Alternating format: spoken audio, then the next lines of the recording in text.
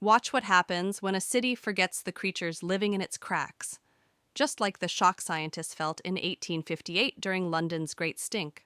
Sewage choked the Thames, and the insects and plants that once filtered waste vanished, which meant the river turned toxic and the city nearly shut down. So engineers rebuilt the waterways and tiny species crept back, which slowly restored the river's health and made people realize cities survive only when their smallest life forms do. So next time you see a weed or a beetle downtown, remember, it might be the thing keeping your city alive.